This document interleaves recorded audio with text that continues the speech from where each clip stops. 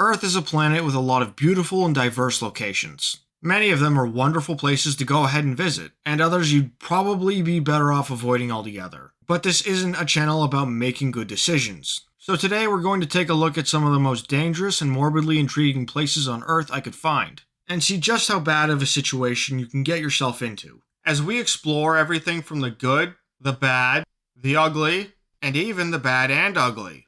Snake Island. Let's start this with Snake Island, a relatively small island off the coast of Brazil. Officially known as Ilha da Queimada Grande, the island is infamous for being completely covered in an ungodly amount of snakes, to the point where some experts estimate that there's a snake for every square meter in certain areas. Official estimates believe there to be anywhere from 2,000 to 4,000 snakes on the island in total, and the island's only about 106 acres big. For reference, that's about 80.3 football fields. So imagine 80 football fields connected to each other, and on every one of them there are roughly 37.5 snakes. And that's not even counting areas like cliff faces they can't be on. That's like a lot of snakes. Oh, that's why they call it Oh. And they aren't just some rinky-dink garden snakes either. The island is completely overrun by golden lancehead vipers, which grow to about 2 to 3 feet long and are among the most venomous and lethal snakes in the world. The history behind this living Indiana Jones nightmare is actually pretty interesting. About 11,000 years ago, sea levels rose enough to separate the island from the Brazilian mainland, and the snakes that lived there were forced to evolve independently of the outside world, creating a species of snake that exists exclusively on this one island. Being separated from the mainland, these snakes found themselves with no natural predators, but also no ground-based prey. The only real source of food that was available to them was migrating birds that sometimes landed on the island to rest after a long flight. Because the snakes couldn't wait for their venom to kill birds, since they could just fly away, they had to evolve their venom to be as lethal as possible, to the point where they could kill most birds almost instantly. Because of all this, the Brazilian government doesn't allow people to visit the island, excluding special workers like biologists, who come to study the snakes and take genetic samples of them, or engineers from the Brazilian Navy that maintain a lighthouse on the island, which is now mostly automated because the last people that lived there in 1920 died to the snakes. There's also rumors that the snakes were put there by pirates to protect their gold. So maybe we can get Harrison Ford to film another Indiana Jones movie there before he gets even older. Chernobyl. Nuclear Power Plant Room 217-2. You know about Chernobyl, right? You know, that little fender bender that created the worst nuclear accident in the history of mankind, contaminating hundreds of square miles of land and forcing nearly 350,000 people to relocate.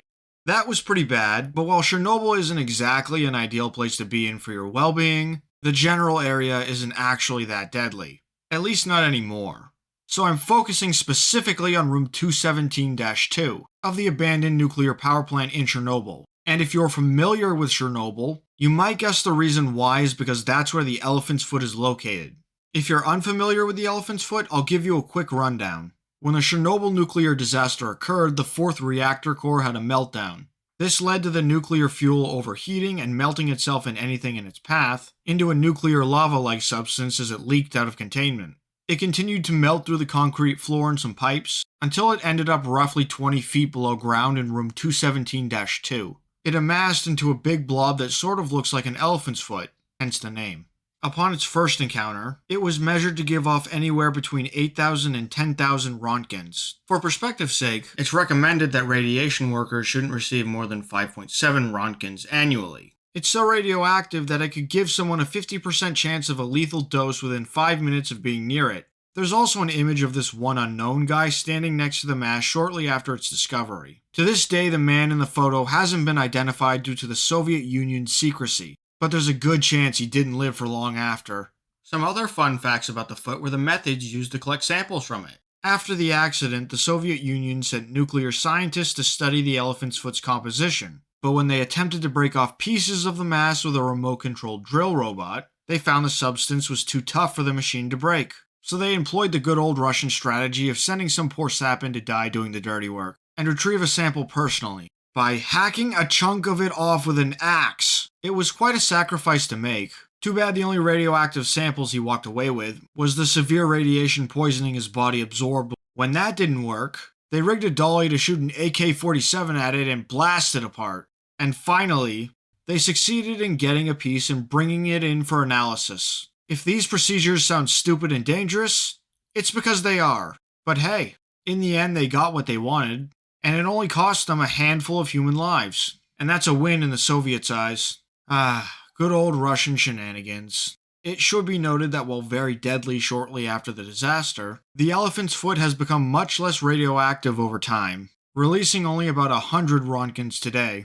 Still very deadly, but not nearly as deadly as it once was, which is mainly why it isn't very high on the list. Death Valley, a quaint little desert located on the eastern border of California, just west of Las Vegas. Death Valley is one of the hottest and driest places on Earth due to a number of factors, like getting a lot of sun, lots of warm air getting trapped in the valley, and having very little rain. It's famous for constantly breaking world records of having the hottest temperatures on Earth. If you have the displeasure of being in Death Valley during the summer, you can expect a high temperature of over 110 degrees Fahrenheit on your average day. That's like 44 degrees Celsius for non-freedom and burger-loving peoples, but at times it has reached a maximum temperature of over 130 degrees Fahrenheit, or 55 degrees Celsius in certain areas. A place in Death Valley known as Furnace Creek managed to reach a max temperature of 134 degrees Fahrenheit, which is currently regarded as the hottest air temperature ever recorded anywhere in the entire world. It also holds the record for the hottest recorded surface temperature of 201 degrees Fahrenheit. Right now you might be thinking, okay, Death Valley is very hot and dry, I get it. So what? Well, I bet you won't guess what the most dangerous natural hazard is. You'd naturally assume something like droughts or dust storms. But it's actually flooding. That's right. The most dangerous occurrence in the hottest and driest place on Earth is flash floods.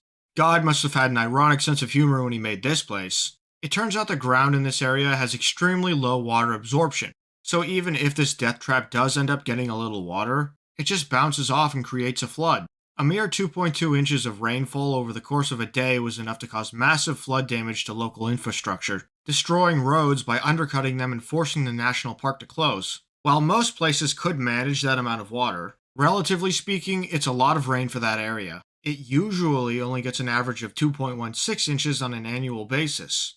That way you can experience the worst parts of both wet and dry environments. Nice one, God. Very funny, troll. Lake Kivu.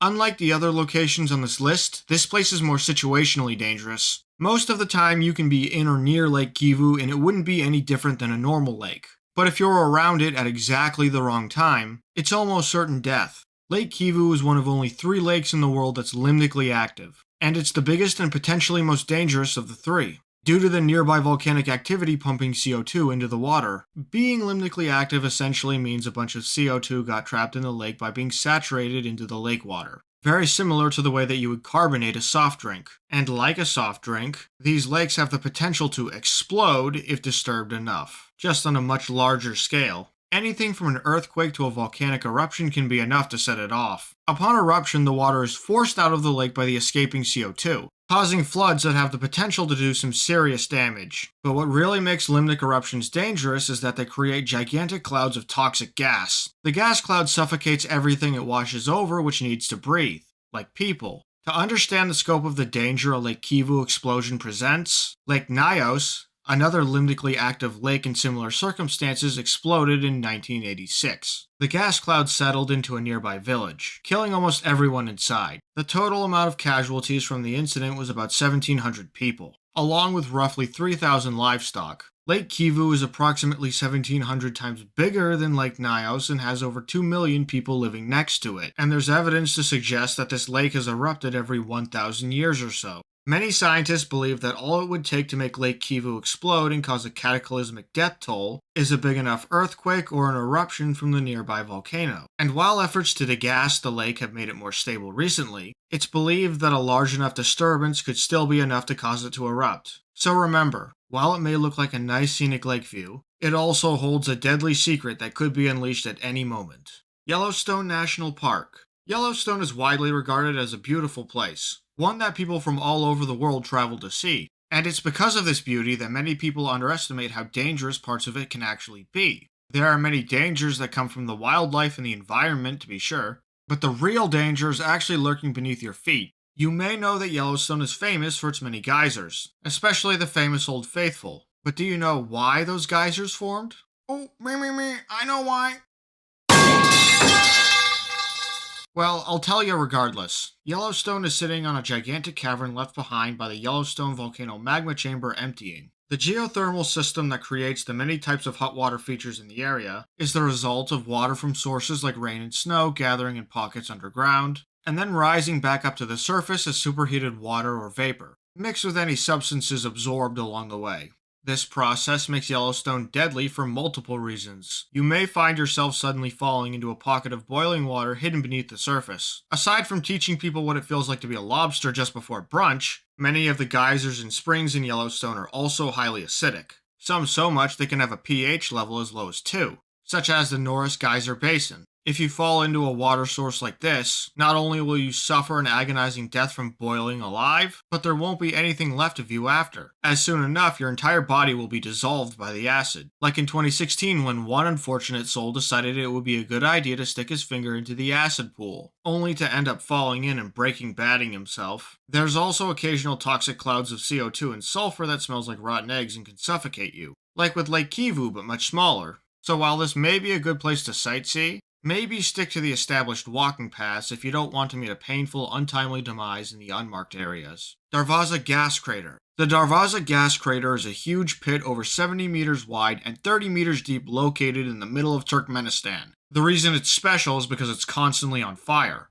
It's literally just a gigantic hellhole that blistering hellfire is constantly spewing out of. These fires are able to keep burning due to natural gases that are constantly rising out of the sinkhole, which then catches fire from the flames already inside the hole to continue the process. Because of the fire, it is often referred to as the gates of hell by the locals, but I would say it's probably Satan's butthole. How exactly the crater itself was formed is unknown. The most popular theory is that it was created when the Soviets tried to drill for oil in 1971, but it collapsed and formed into a giant pit. What we do know is that it was intentionally lit on fire in the 80s. The crater was emitting large amounts of methane into the air, which is a very potent greenhouse gas. To mitigate the environmental effects of the gases, Soviet geologists decided to light it on fire. That way it would burn the methane into CO2. A much less potent greenhouse gas. So the Soviets concocted a well thought out plan to carefully— just kidding, they had some guy yeet a grenade into it. With the hole now on fire, they assumed that in a few weeks' time it would burn out. And 40 years later, it's still burning. If I had a nickel for every time the Soviet Union tried to fix an environmental disaster that they caused by attacking it with military weapons, I would have 2 nickels. Which isn't a lot, but it's weird that it happened twice. And for a bonus fact, in 2019, Turkmenistan's president did car donuts around the hole on state television to disprove rumors of his death. So some fun stuff has happened there over the years. Turns out the gates to hell aren't so grim after all.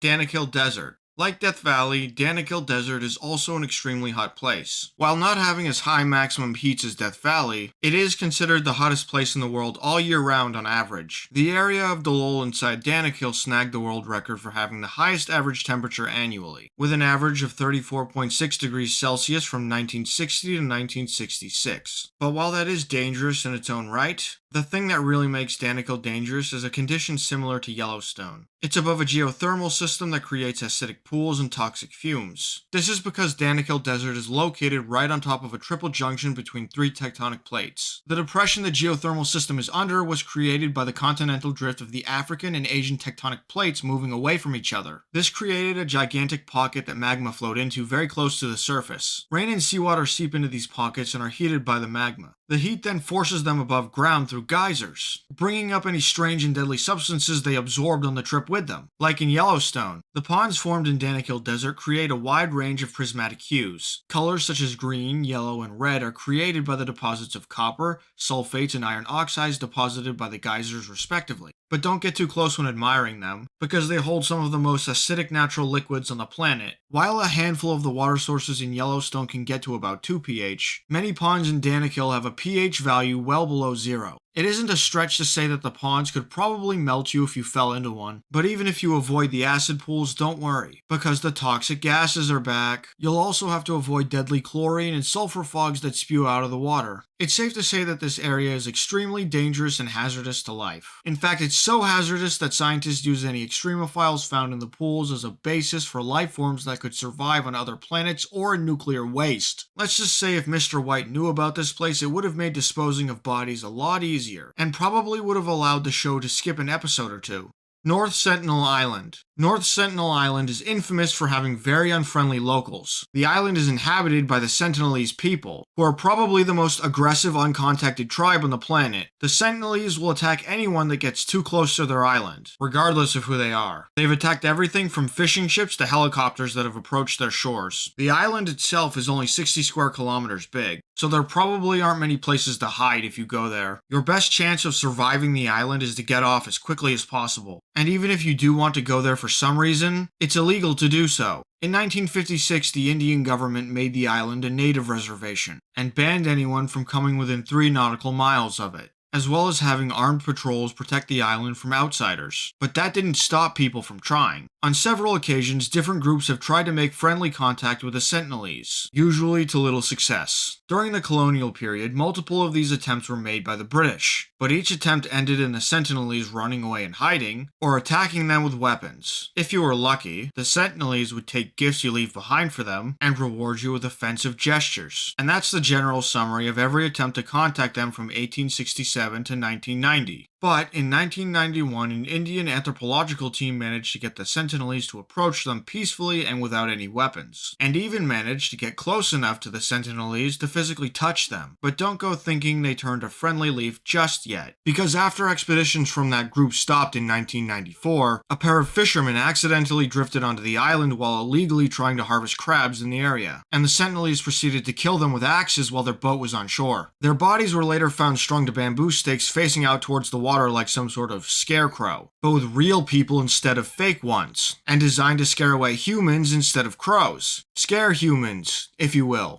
The last known visit to the island was in 2018, when American Christian missionary John Allen Chow decided that the Sentinelese needed Jesus. He paid off some fishermen to bring him close enough to the island where he could paddle to shore in a canoe. His plan was to live amongst the Sentinelese and convert them to Christianity. He didn't know how he would communicate with them since they use an unknown language, and he also didn't have any plan to prevent them from killing him immediately like they did with everyone else, but he was convinced his faith and the power of Jesus would guide him through it. And as it turned out, his faith did come in clutch, as an arrow shot at him was blocked by the Bible he was holding when trying to communicate with them. For most people, that would be a good indicator that you're not wanted, and to give it up so you can walk away alive. But not for Chow, as he decided to go back just 2 days after. Chow wasn't going to give up until he made contact with the Sentinelese, and at that point it was only a matter of time before he got killed. Later that same day, the fisherman that helped him get there saw his body being dragged around by 3 of the tribe members. So if you don't want to end up as an example like Chow did, probably don't go to an aggressively isolationist tribe and assume Jesus can shield you from their weapons. Lake Natron.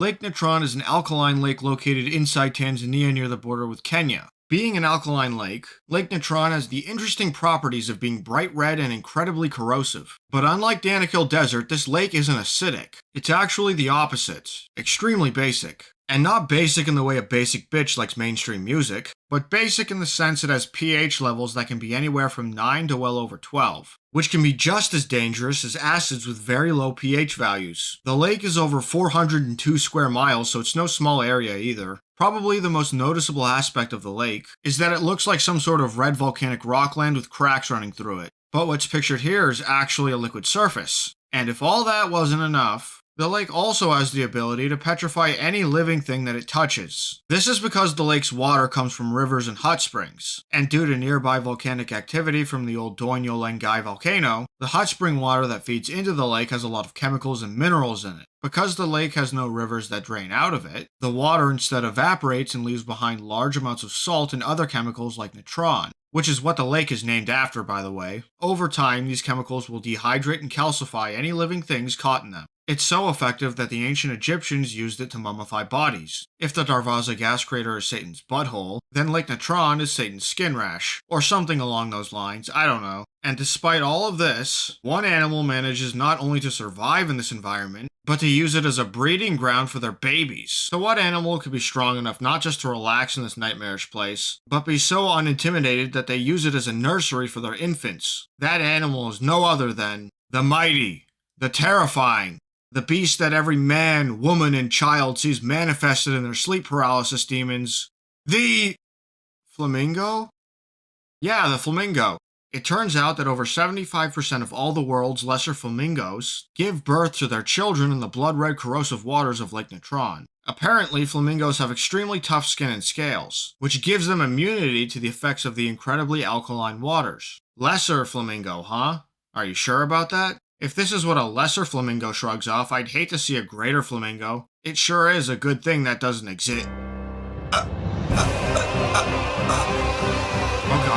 Oh god, oh shit! Lake Karachay. Lake Karachay is probably the most radioactively contaminated area on the planet that's exposed to the open air. And oh boy, you think the elephant's foot in Chernobyl is nightmare fuel? Wait till you hear about this place. An environmental disaster this heinous could be run under the authority of no other than Joseph Stalin. The nuclear waste was generated during the Mayak nuclear weapons program, after Stalin kidnapped a bunch of people and forced them to work on it in secrecy or die. Lake Karachay is, or rather was, a small lake located in central Russia. It was used as a dumping ground for nuclear waste from the program through 1951 to 1957, which they switched to after realizing they couldn't get away with dumping high-level nuclear waste into a river that millions of people drank out of anymore. The lake was used as storage for waste that was too radioactive or hot to be held inside their underground vats. Because if it's too dangerous to be kept in underground tanks, then storing it in a random lake is much better. Kind of like how you store your trash by throwing it into somebody's lawn and driving away before they can get your license plate number. Throughout those years, this small body of water, no more than a square mile wide, had absorbed over 4.44 exabarrels of radioactivity. To understand how insanely radioactive that is, the Chernobyl disaster released about 0.085 exabarrels of effective radioactivity. So that's like a casual 52 Chernobyls worth of contamination or something. Not a big deal or anything, right? There's so much radioactive material there that the lake bed is believed to be made almost entirely of high-level nuclear waste. Let me explain what that means real quick. Radioactive waste is categorized into 3 levels: low, medium, and high-level waste. High-level refers to the stuff you would stereotypically think of when you hear the words nuclear waste. Spent nuclear fuel. The lake is believed to be covered in this radioactive sludge-like substance to a depth of about 11 feet. You know, the stuff powerful enough that about 15 pounds of it can wipe a city off the face of the earth. Now, disposing of radioactive materials improperly is one thing, but just straight up dumping high-level nuclear waste into an open water source is on a whole nother level entirely. Y'all get freaked out by the elephant's foot. Imagine an entire lake sitting on a bed made from nothing but the stuff. But even worse, because the stuff the elephant's foot is made of, that stuff is mostly diluted nuclear fuel that's been mixed with concrete and other things it melted through. The lake bed of Karachay is mostly pure nuclear fuel, just sitting under some normal-ass lake with nothing separating it from the outside world for far too long. If you find that to be a bad way to contain nuclear waste, you might just be onto something. Aside from nuclear fuel leaking into the groundwater, in 1968, a drought caused most of the lake to dry up. The radioactive material dried into dust and was picked up by a violent windstorm, contaminating about 500,000 people as it spread, which definitely isn't good considering how radioactive it is. The lake is so toxic that standing next to it for an hour can give you a lethal dose of radiation, and even just half an hour in some parts, and that's only what we were able to figure out about it after we could investigate the lake in 1991, when the Soviet Union collapsed. How bad was it back in the 1950s? Fortunately, the lake has since been filled in to prevent more of the waste from escaping, but it's still an incredibly toxic place. And the fact that we still don't know everything about the waste dumped there and how much of it got out is terrifying. Thanks, Stalin. You really do push the limits of just how terrible humanity can be. Wait, it was just a joke. Ah! That wraps up this video, folks. Keep your eyes peeled for my next video, or you can check out some of these videos here. You know, if you want to and stuff.